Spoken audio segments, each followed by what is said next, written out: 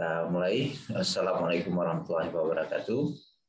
Pak, saya belum didengar, Pak. Oke. Ya, kita lanjutkan perkuliahan kita. Hari ini kita masuk ruang lingkup kegiatan ekonomi itu yang berkaitan dengan internasional. Tetap kita bicara kegiatan ekonomi. Kenapa? Kegiatan ekonomi adalah sektor produksi dan konsumsi. Itu intinya menghasilkan suatu barang dan jasa yang bisa dikonsumsi. Ya, berapa hasil barang dan jasa itu adalah satu ukuran tumbuh tidaknya ekonomi. Itu satu. Kemudian berapa banyak yang bisa dikonsumsi dari barang yang dihasilkan itu, banyaknya itu juga merupakan satu ukuran tumbuh tidaknya ekonomi konsumsi. Jadi barang diproduksi, ya dikonsumsi. Jadi mengukur, melihat kinerja ekonomi dari sisi pertumbuhan, kita bisa lihat dari sisi pendapatannya, dari sisi produksinya, dan dari sisi konsumsinya. Hasilnya sama. Karena apa yang diproduksi, apa yang dihasilkan akan dikonsumsi. Hanya saja kita perlu mengetahui siapa yang mengkonsumsi, siapa yang memproduksi. Nah, itu sudah selalu saya memulai perkuliahan dengan menampilkan suatu circular flow. Satu circular flow agar Anda benar-benar paham kegiatan ekonomi dalam konteks istilahnya dalam perspektif ekonomi makro. Jadi ini pengantar Anda benar-benar harus tahu itu bisa membedakan mana ekonomi makro dan mana ekonomi mikro. Itu saya akan mulai dengan bagian itu ya. Nah, hari ini kita coba membahas dimensi internasional di dalam kegiatan ekonomi yang kita maksudkan itu. Nah, Anda bisa lihat, ini kan dia kan, nah, ini kegiatan ekonomi, aktivitas, kegiatan itu kan aktivitas. Di sinilah dari aktivitas itu puncaknya itu di sini. Puncaknya itu adalah di barang dan jasa. Seberapa banyak barang dan jasa bisa dihasilkan oleh suatu negara? Apakah kegiatan itu berkelanjutan? Apakah kegiatan itu dinamis? Apakah kegiatan ekonomi yang dimaksud tadi itu juga mengalami perubahan-perubahan? Dinamis itu ya naik turun, fluktuasi setiap waktunya. Nah, biasa ukurannya adalah per 3 bulan, per semester, atau per tahun. Inilah yang selalu ditinjau, apakah ekonomi itu tumbuh. Tumbuh artinya mengalami perubahan dari periode sebelumnya. Hari kemarin, kalau bahasa kita itu, hari ini lebih baik dari hari kemarin. Artinya, barang dan jasa yang dihasilkan itu meningkat. Peningkatan barang dan jasa itu meningkatkan potensi masyarakat untuk mendapatkan pilihan-pilihan atau jaminan kepada rumah tangga mendapatkan barang-barang dan jasa itu secara cukup. Gitu ya kan? Jadi seberapa banyak perusahaan ataupun industri menghasilkan barang jasa, itu kita mengukur pertumbuhan ekonomi atau mengukur perubahan kinerja ekonomi itu dari sisi produksi. Seberapa banyak kemampuan atau realisasi rumah tangga mengkonsumsi barang-barang yang dihasilkan oleh industri ini, itu disebut pertumbuhan ekonomi dari sisi konsumsi. Jadi semakin banyak konsumsinya, itu dari sisi pertumbuhan ekonomi mengalami pertumbuhan. Oleh karena itu perlu ditekan konsumsi, perlu dipacu produksi. Nah, dari mana sumber daya untuk mendapatkan, mengakses ini bagi rumah tangga? Tentu dia perlu pendapatan. Semakin banyak kegiatan produksi barang dan jasa ini, semakin banyak pula sumber daya masukan yang diperlukan. Jadi ekonomi negara itu tumbuh ketika inputnya itu banyak terpakai. Kalau inputnya sudah banyak, maka mesin-mesin untuk memproduksi perlu diperbanyak juga.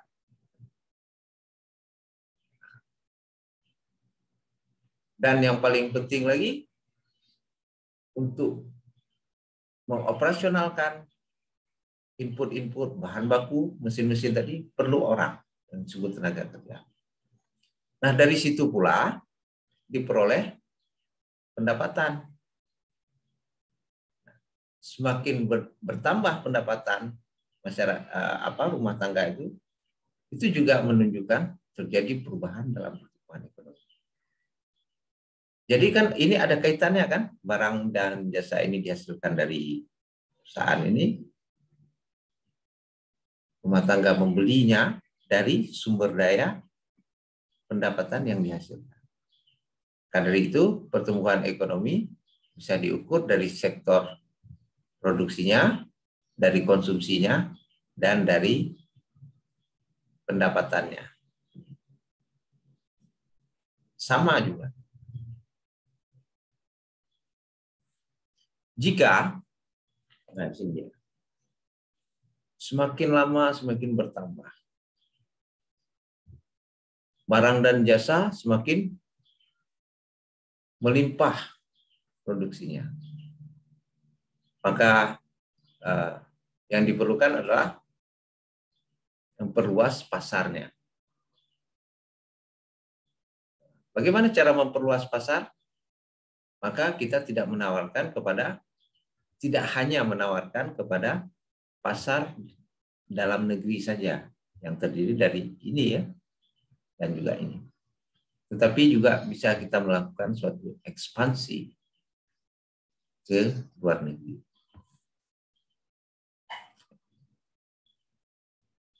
Menawarkan barang dan jasa ke luar negeri itu disebut dengan apa? Dengan ekspor. Jadi menawarkan pada pasar luar negeri. Di sana ada pasar juga, ada demand dan supply juga. Di sini juga ada demand dan supply.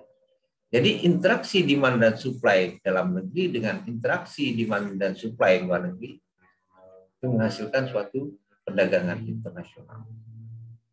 Kelebihan barang di luar negeri ditawarkan ke pasar barang negeri apabila di sini terjadi kekurangan. Kelebihan barang di dalam negeri akan ditawarkan kepada pasar luar negeri apabila di sini terjadi kelebihan. Kelebihan apa? Kelebihan penawaran dari perusahaan. Apa sebabnya? Kalau barang terlalu banyak di dalam pasar ini, maka harga bagaimana? Akan menurun. Harga akan menurun, Pak. Itu tidak bagus bagi perusahaan kan? Apalagi turunnya. Bagi konsumsi, sektor konsumsi, itu hal yang menyenangkan. Akan di-mute kembali.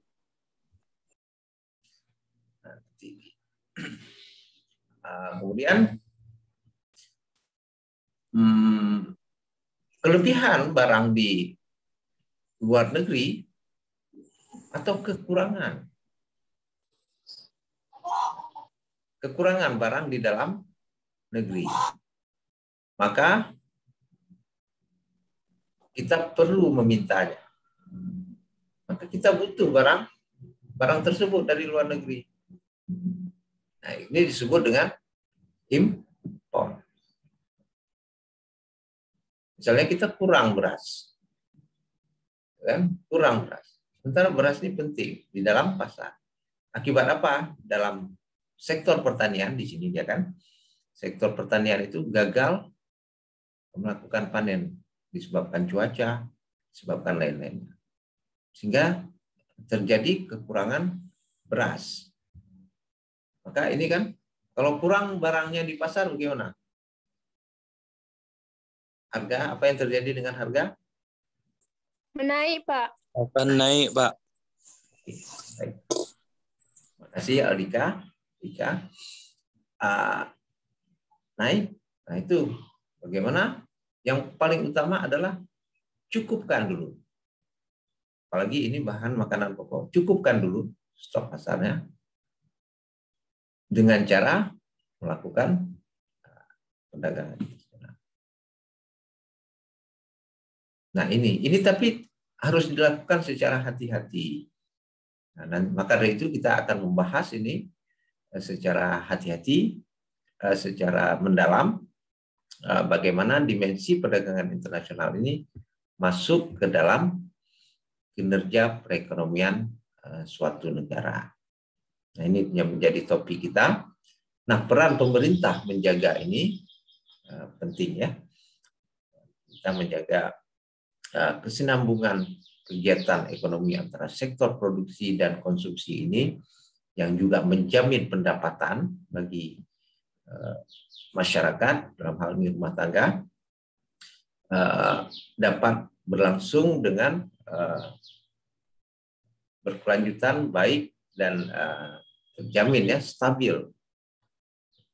Jadi diperlukan stabilitas dalam ekonomi ini. Jadi inflasi yang terkendali, kesempatan kerja yang stabil bahkan bisa ditingkatkan.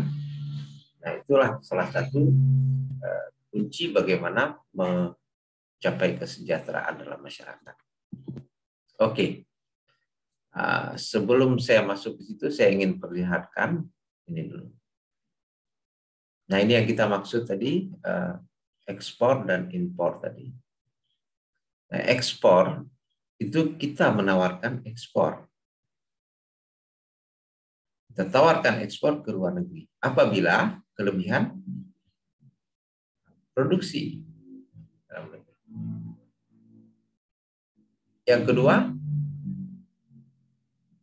ekspor ini terjadi, ini menjadi sektor unggulan, komoditi unggulan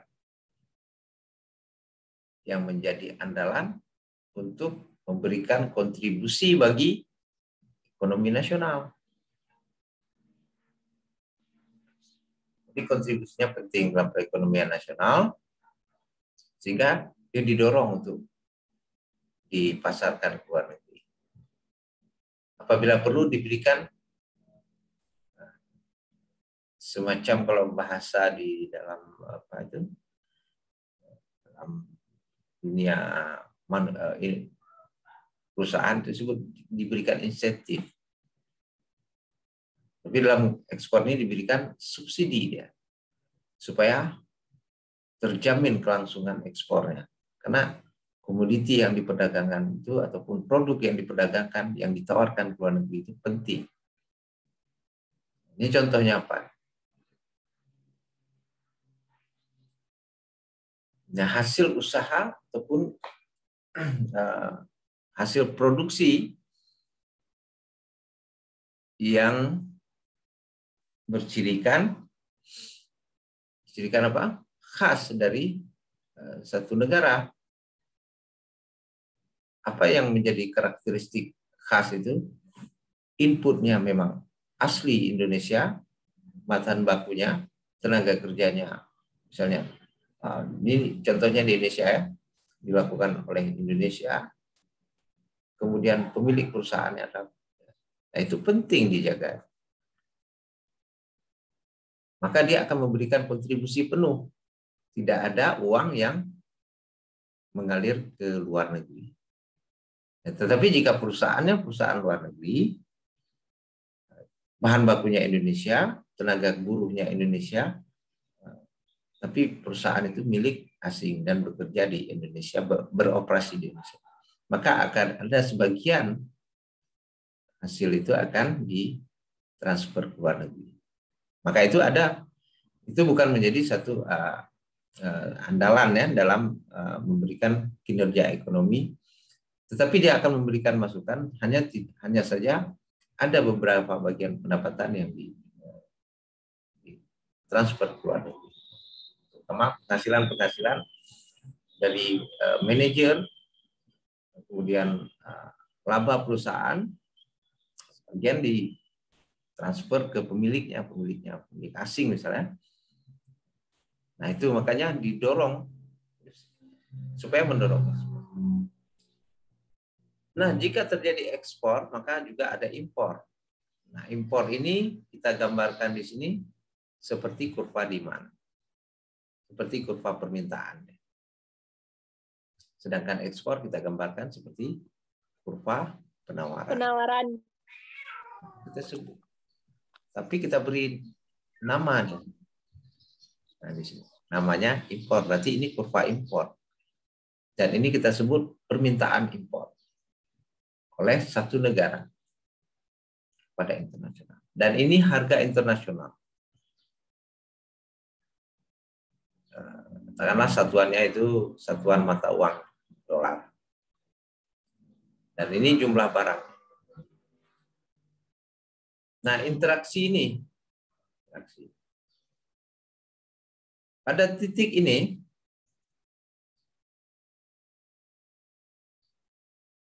ekspor sama dengan impor. Jumlah ekspor dan impor itu sama. Baik dari jumlah barang dan jasanya dan juga harganya. Terjadi keseimbangan ya kan. Artinya apa di sini? Kalau dari sisi jumlah, maka ini disebut apa? Seimbang ya. Balance. Neraca yang seimbang. Tetapi jika ekspornya lebih banyak daripada impornya, katakanlah di sini, di Q1 ini, maka terjadi yang namanya surplus. Surplus itu terjadi di titik ini. Kita tarik garis ya.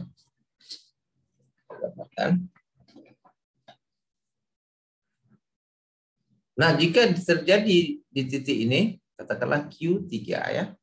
Coba cari. Oke. Coba gambarkan di sini ya.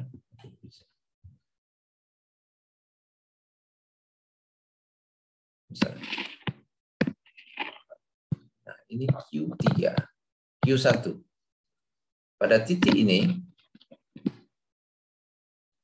maka terjadi yang namanya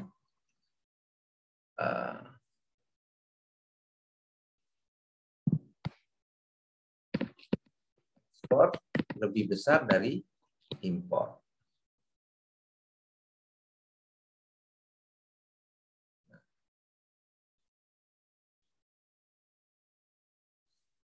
Jika di sini ya, ini Q2, impornya lebih banyak, ekspornya hanya sedikit ya. Ini ekspornya di sini, ini impornya, ini ekspornya X ya, saya buat ataskan X. kan lebih kecil dia. Nah, di sini disebut terjadi, kalau di sini disebut ekspornya lebih kecil dari impor. Ini adalah defisit. Jadi defisit. Pada apa defisit? Dalam ekspor dan impor itu disebut neraca transaksi berjalan.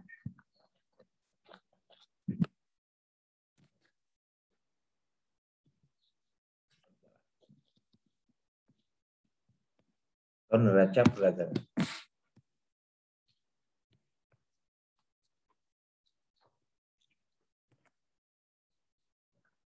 Di tepatnya neraca berjalan, neraca perdagangan. Kondisinya sudah kita kuliah dulu kan.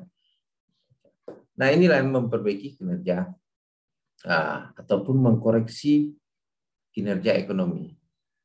Nah, kalau terjadi defisit, maka akan berkurang devisa negara. Kalau berkurang devisa negara, maka akan mempengaruhi sedikit banyaknya pada performa atau kinerja ekonomi kita. Nah, ini penting dijaga. Nah, ada beberapa kebijakan bagaimana bisa mengantisipasi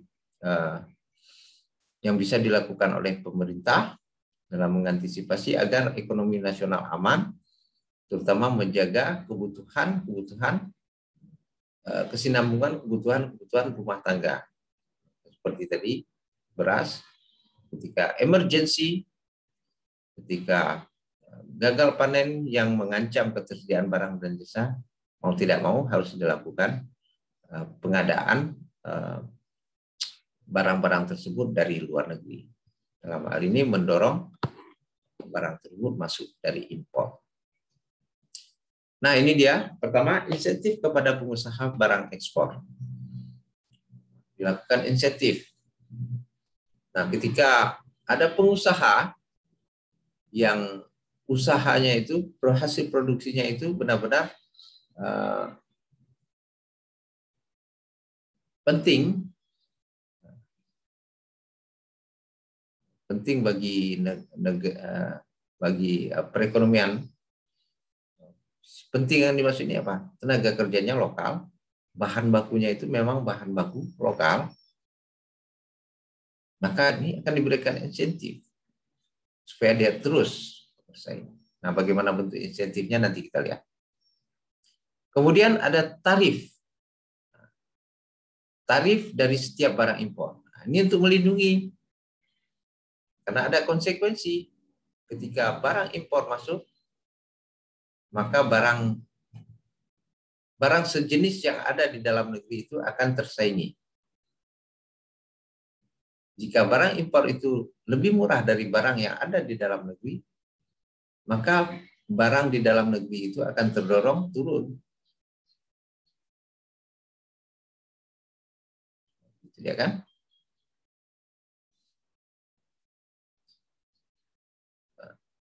Maka untuk melindungi, memproteksi tersebut dilakukan tarif.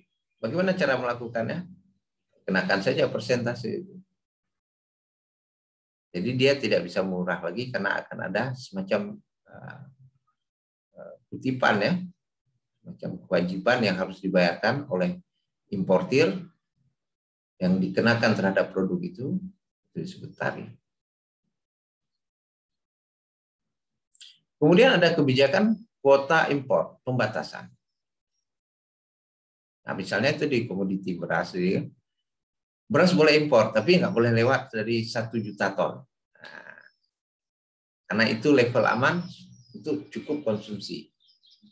Supaya apa? Melindungi petani di Indonesia. Kalau terlalu banyak masuk, maka akan mengancam kehidupan petani, kelancaran petani satu daerah. Ya, itu perlu dibatasi. Kemudian ada juga pembatasan restriksi ekspor. Nah, jadi ini aneh juga ya kenapa dibatasi ekspor. Nah, ekspor ini kan bagus untuk ada jika barang yang diekspor ini sebenarnya dibutuhkan, sangat dibutuhkan di dalam negeri, maka dibatasi dia. Kebutuhan pokok gitu kan. Nah, kenapa bisa terjadi ini? Karena ada selisih harga. Nah, selisih harga di sini sangat mempengaruhi. Kalau ada selisih harga di pasar nasional atau pasar domestik dengan pasar luar negeri, maka orang akan cenderung lebih, pengusaha atau eksportir akan lebih mau menjualnya ke luar negeri. Maka perlu dilakukan kebijakan restriksi ekspor. Nah, ini campur tangan pemerintah semua. Peran pemerintah di dalam menstabilkan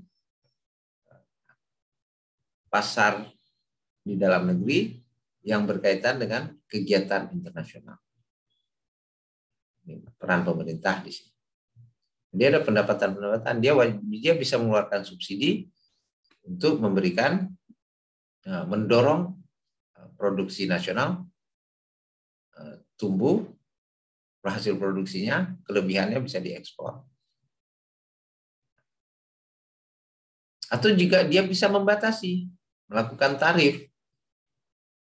Jadi pengusaha-pengusaha ini dikenakan tarif, setiap barang impor masuk kena cas sekian persen, maka masuk ke penerimaan negara dalam APBN. Kita sudah bicara itu kan?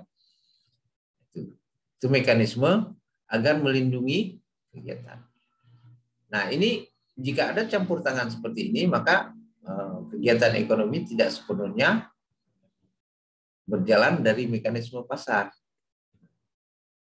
Nah, ada negara-negara menganut mekanisme pasar, ya kan, bebaskan itu. Tapi tidak pure juga, tetap ada campur. Ya, dalam hal-hal tertentu. Nah, ini dia beberapa 4 kebijakan ini yang bisa dilakukan oleh pemerintah dalam menjaga tatanan perekonomian suatu negara. Jadi menjamin kelangsungan. Jadi restriksi impor ini penting juga. Kalau itu memang komoditasnya penting bagi rumah tangga di dalam suatu negara. Nah, jadi restriksi impor ini lawan dari kuota impor, ya. Ini dia 4 kebijakan. Oke, sebelum saya lanjut, ada yang mau ditanyakan? Silakan. Ya, Pak. Saya, Pak. Ya, silakan. Assalamualaikum warahmatullahi wabarakatuh. Waalaikumsalam warahmatullahi wabarakatuh. Ini Pak yang saya tanyakan. Pembatasan barang ekspor itu contohnya apa-apa saja Pak? Yang misalnya pembatasan barang ekspor itu contohnya misalnya beras Pak. Dari sini kita misalnya berapa misalnya. Kenapa dia harus ada pembatasannya itu Pak? Contohnya Pak. Yang ini ya, pembatasan ekspor ini ya. Ya Pak. Ya. Pembatasan ekspor itu terjadi karena satu, ada selisih harga. Kalau harga mahal di luar negeri, maka akan cenderung dijual ke luar negeri. Itu motif ekonomi kan. Insting ekonomi seperti itu. Komoditas itu akan mencari pasar-pasar yang mau beli lebih mahal. Sementara, ini kita bicara konteks makro kan. Sementara barang itu penting bagi rumah tangga. Kalau diekspor semua, maka barang itu tidak ada di dalam negeri. Kan ekspor, kirim ke luar negeri. Maka yang terancam apa? Konsumsi di dalam negeri. Barangnya dihasilkan di Indonesia, tetapi sudah dijual di luar negeri semua. Karena persoalan harga tadi. Maka masyarakat suatu negara tidak mendapatkan, ataupun kalau ada, harganya sudah tinggi. Menyesuaikan dengan harga luar. Nah, ini kan mengancam sektor dari sisi konsumsi. Kegiatan ekonomi ini harus seimbang antara konsumsi dan produksinya. Harus seimbang ya. Ini dia. Antara konsumsi. Maka dia harus dibatasi. Sisi konsumsi oleh rumah tangga, sisi produksi oleh swasta harus seimbang. Maka perlu dilakukan kebijakan itu. Ya, contohnya apa ya? Yang paling mudah, barang-barang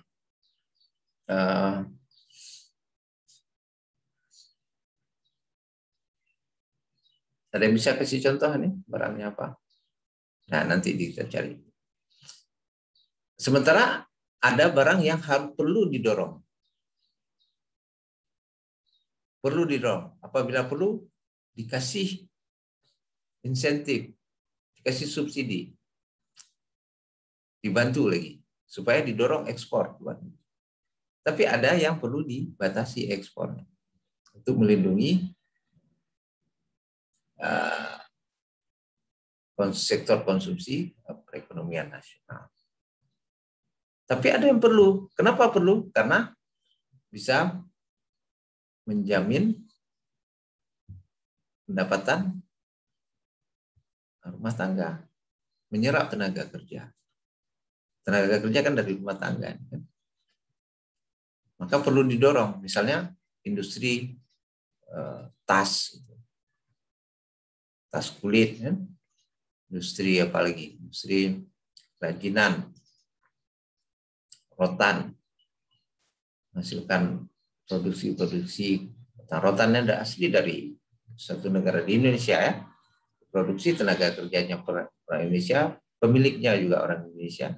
Dan ini perlu didorong ekspornya ke luar negeri. Tidak hanya dipasarkan di dalam negeri. Maka kita akan dapat double income kan. Di luar negeri dapat, di dalam negeri juga dapat. Sehingga dari sisi ini akan membantu kinerja ekonomi. Ekonomi akan tumbuh. Akan mendorong terus produksi-produksi ini karena pasarnya sudah luas. Jadi dilihat komoditinya. Komoditi apa itu harus dilihat. Tapi pembatasan ekspor itu apa? Kalau rotannya itu habis ambil dari hutan langsung dijual ke luar negeri. Itu dibatasi, bahkan dilarang. Kenapa? Kalau rotan dijual mentah-mentah itu, ini dia restriksi. Rotan panjang-panjang langsung diekspor ke luar negeri, maka kita tidak mendapatkan nilai tambahnya. Maka perlu dibatasi dia. Berbeda kan rotan yang sudah kita buat porsi dengan rotan yang kita jual hanya berupa panjang-panjang diikat kirim ke luar negeri. Siapa lebih untung? Lebih untung yang sudah dibuat meja. Luar negeri. Karena dengan dibuat meja itu perlu ongkos. Ongkosnya itu siapa? Rumah tangga. Rumah tangga. Meja rotan itu produksinya hasilnya diambil dari hutan asli di Indonesia, tapi dikerjakan oleh tenaga kerja ini rumah tangga. Dia dapat income di sini kan, upah kan. Upah dari perusahaan ini bayar upah. Nah, upah ini kan dia bisa beli, bisa akses pasar. Kan begitu kita harapkan di sektor konsumsinya kan. Ini yang kita harapkan. Tapi kalau dijual, katakanlah kayu bahkan sudah dilarang sekarang kan. Nah, bahkan ditebang pun juga harus hati-hati sekali kalau bisa dibudidaya. Itu rotan tadi.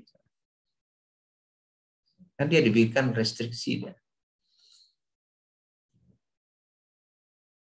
Itu ya. Nah, ini semua kebijakan yang bisa dimainkan oleh pemerintah. Terima kasih pertanyaannya tadi dari Aldika. Ada lain yang mau tanyakan, kita diskusi? Silakan. Oke, jika tidak ada nanti sambil pikiran boleh silakan ditanyakan ya. Ini dia tadi. Nah, ini harus dijaga ya. Nah, kalau selisih harga ini, maka akan terjadi gejolak di dalam perekonomian. Akan terdorong barang-barang suatu negara itu untuk keluar ke luar negeri karena harga di luar negeri bagus. Ketika harga di luar negeri rendah, dalam negeri tinggi, maka akan mendorong masuknya barang dari luar negeri, akan mendorong impor masuk. Nah, ini dia. Maka instrumen yang bisa dimainkan oleh pemerintah adalah yang 4 tadi itu, subsidi, tarif, kuota impor, dan restriksi impor. Restriksi ekspor. Jadi kedua-duanya ini, kalau ekspor dia restriksi ekspor, kemudian apa tadi, pembatasan impor atau insentif. Nah, ini kan berlawanan dengan pembatasan ini. Kalau ini justru didorong ekspor saja. Misalnya industri rotan tadi, industri kulit. Kenapa nilai tambahnya penuh? Orang kerjanya orang Indonesia, bahan bakunya orang Indonesia. Kulit itu kan, kulit diperoleh dari peternaknya Indonesia. Jual keluar. Pemilik perusahaan sepatu kulit, tas kulit itu orang. Dan ini perlu didorong, maka pun diberi insentif. Insentif itu tujuannya untuk apa? Harganya jangan mahal-mahal kali dijual. Bisa bersaing ya. Misalnya dalam bentuk free dalam dalam administrasi ekspor impor. Itu kan ada bea cukai kan, diberi kebebasan, diberi kelonggaran, ya, kelonggaran supaya dia lancar keluar. Atau kalau itu menghambat perekonomian nasional atau tidak menguntungkan, akan diberi batasan saja. Jadi pembatasan ini saya simpulkan adalah pada barang-barang yang mentah. Jadi dibatasi bahan mentah itu kalau bisa tidak diekspor lagi. Dibuat dulu, baru diekspor. Kalau dibuat dulu, bila perlu diberi insentif. Karena dengan mengerjakan bahan mentah ini perlu tenaga kerja.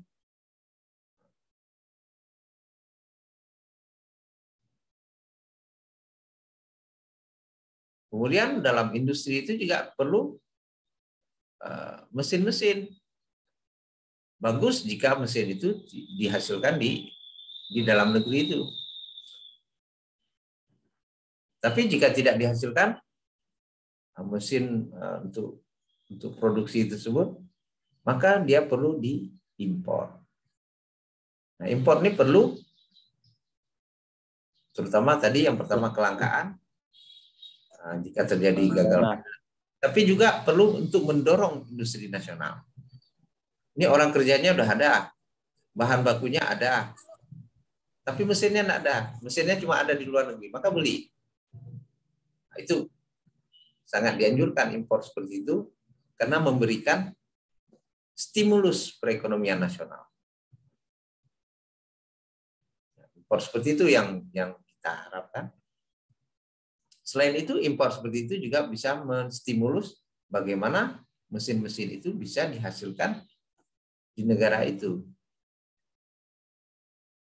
Nah, ini kan.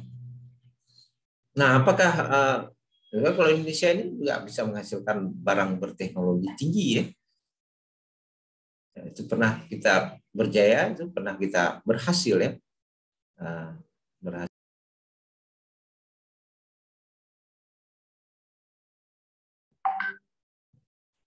Oke, lanjut lagi ya.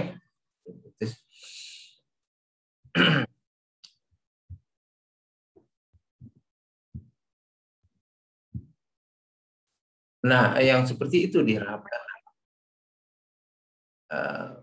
Kegiatan seperti itu yang diharapkan. Jadi impor yang bisa mendorong produksi nasional. Nah, ada pertanyaan? sebelum saya lanjut lagi.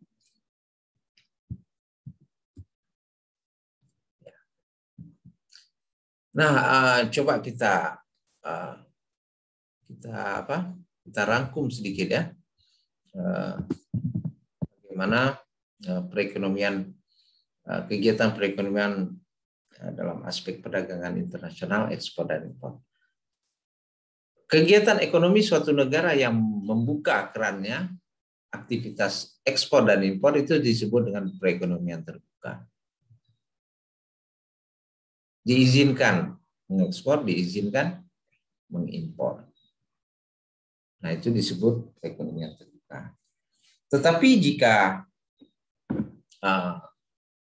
satu negara menganut kita produksi di dalam negeri saja dan kita tidak perlu ekspor dan kita tidak perlu mengimpor, maka itu disebut perekonomian tertutup. Nah, kondisi perekonomian tertutup ini disebut dengan kondisi, kalau dalam bahasa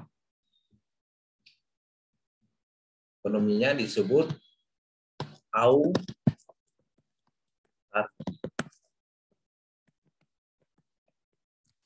Kondisi autarki ini suatu negara yang menganut kita konsumsi sendiri, kita produksi sendiri. Ini asumsi ya. Dia tidak impor dan dia tidak ekspor. Nah, ini dalam ekonomi disebut autarki. Nah, coba perhatikan di sini di bagan yang sudah kami siapkan ini ya. Di aktivitas. Nah, di sini ada domestik dalam negeri. Dan ini ada sektor luar negeri. Nah, dalam ekonomi, koneksi atau hubungan keduanya ini akan terjadi dalam bentuk ekspor dan impor. Ekspor bagi suatu negara itu merupakan impor dari luar negeri. Ini harus dipahami seperti itu. Saya ulangi, ekspor di dalam negeri merupakan impor dari luar negeri.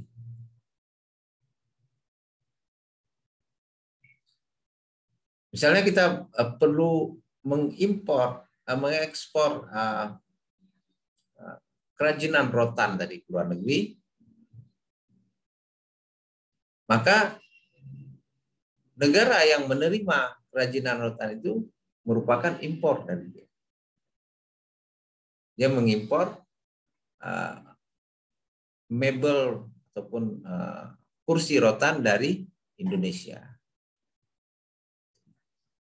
Sebaliknya, dalam konteks perdagangan internasional ini, impor bagi suatu negara disebut ekspor bagi negara luar negeri. Saya ulangi, impor dalam negeri merupakan ekspor dari luar negeri. Jadi sama aja kan dibolak-balik. Nah, ini perspektif. Di mana kita ketahui, di dalam negeri ini kan ada juga interaksi pasarnya. Di dalam negeri ini juga ada interaksi pasarnya. Pasarnya itu mana? Saya tunjukkan lagi. Ini pasarnya. Ini dalam negeri. Di luar negeri juga ada pasar. Pasar itu demand dan supply ya. Ada yang menawarkan barang, menghasilkan perusahaan, ada yang membutuhkan barang. Nah, di luar negeri juga ada demand supply. Kelebihan dan kekurangan, saya tunjukkan di sini aja. Kelebihan dan kekurangan barang dan jasa di dalam negeri ini, maka salah satu jalannya bisa dilakukan perdagangan luar negeri. Kelebihan dan kekurangan dari interaksi demand dan supply di dalam negeri, dia dalam perdagangan internasional akan berinteraksi dengan supply demand dan di luar negeri. Jadi muaranya di mana nanti ada demand internasional. Nah, inilah yang kita sebut dengan demand perdagangan internasional yang disebut ekspor. Jadi di sebelah sini nanti kalau Anda ambil mata kuliah ekonomi internasional, di sebelah sini ada demand supply dalam negeri, di sini ada kurva demand dan supply di luar negeri. Sebelah kiri dalam negeri, sebelah kanan bertemunya di tengah dengan yang disebut dengan permintaan impor dan penawaran ekspor. Nah, ini yang kita maksud interaksi itu tadi. Di interaksi akan bertemu dia di sini.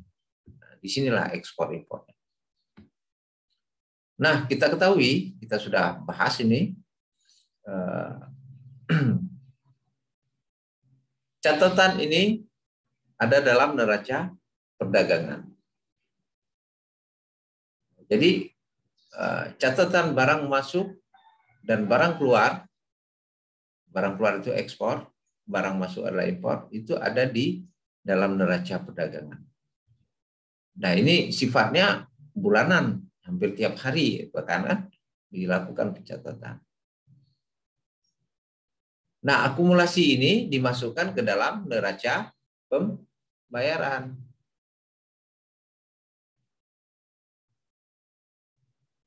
Ini dicatat, setiap tahun nanti ada neraca pembayaran kita bagaimana. Nah, neraca perdagangan ini bagian dari neraca pembayaran. Ini kita sudah ulas pada sesi kuliah awal. Nah, komponennya apa-apa saja. Nah, ini dia. Kan ekspor impor ini kan hanya bagian kecil dari transaksi perjalanan. Ini neraca perdagangan. Sebenarnya lalu lintas perdagangan internasional ini bukan hanya barang saja, tapi juga jasa. Ada modal-modal juga masuk. Modal masuk. Ada apa lagi? Kita lihat nih. Ada jasa perbankan. Ada perbankan dari luar negeri yang beroperasi di Indonesia. Kemudian ada perusahaan multinasional, misalnya Nike itu ya, disebut merek, beroperasi dia. Perusahaan-perusahaan itu beroperasi melakukan kegiatan produksinya di suatu negara. Nah, itu seperti itu. Nah, ini dia neraca transaksi dia. Lalu lintas modal ini ditambah, A dan B ini ditambahkan, dia defisit atau surplus. Jadi ekspor impor ini bagian dari neraca pembayaran. Nah, nanti baru disimpulkan kedudukan neraca pembayarannya defisit atau surplus. Ya. Nah, ada beberapa kebijakan. Nah, itu yang dalam perdagangan internasional nih yang dianut oleh suatu negara. Jadi ada motif negara ini ingin dalam kebijakan makro ya, ingin menguntung dia kan, bagaimana memenangkan perdagangan internasional. Ini ada beberapa negara menganut ini, kebijakan diskriminasi harga. Diskriminasi ini akan membeda-bedakan harga. Jadi dia berbeda. Kalau selisih berbeda, maka lalu lintas perdagangan akan terdistorsi, istilahnya terganggu. Tujuannya apa? Untuk melindungi produk lokal sejenis. Misalnya tadi kan masuk, kita juga punya saya suatu negara Indonesia katakanlah punya produk yang harus dilindungi, adalah sepatu gitu, sepatu yang diproduksi Indonesia itu lebih murah dibandingkan dengan produksi luar negeri. Salah satu sebabnya, selain dari sebab lain, adalah dikenakan tarif tadi. Jadi dia harus dijual mahal. Sehingga kalau berbeda harga ini, dia akan bersaing ya. Jadi akan terlindungi produk lokal. Ini kebijakan diskriminasi harga. Kebijakan yang membeda-bedakan harga antara harga dalam negeri dan harga luar. Kemudian ada praktik dumping ya. Ini praktik menetapkan harga jual barang itu lebih mahal dibandingkan jual barang itu di luar negeri. Ini sebaliknya nih. Di luar negeri dia jual murah-murah supaya laku. Di dalam negeri dijual mahal. Praktik dumping ini sudah dilarang ya. Ini praktik yang sudah dilarang untuk dipraktikkan di negara-negara. Tapi ya, kadang-kadang ini muncul ya. Nah, ini ada kebijakan ini terjadi di dalam perdagangan internasional. Praktik-praktik seperti ini. Kemudian kebijakan subsidi tadi kan, subsidi ekspor itu sudah kita bahas ini. Misalnya ya yang mau produksi rotan itu biaya operasionalnya dibantu. Misalnya disediakan kredit oleh lembaga perbankan kan. Kredit yang dititipkan oleh pemerintah bagi yang produksi kerajinan yang menyangkut dengan produksi asli nasional itu akan diberikan subsidi, diberikan kredit dengan bunga yang relatif rendah, macam-macam subsidi itu ya, atau diberikan kelonggaran dalam ekspor impor. Dan itu dia kuliah kita hari ini. Sebelum kita ini ada yang mau ditanyakan? Silakan kita diskusikan. Ya. Ada yang mau ditanyakan?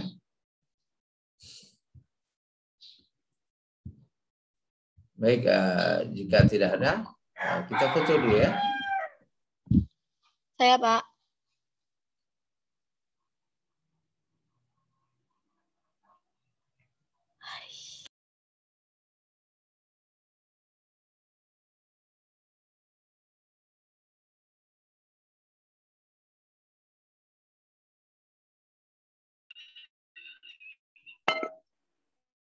Aldika belum dipanggil tadi ya? Iya, Pak. Belum dipanggil tadi, Pak.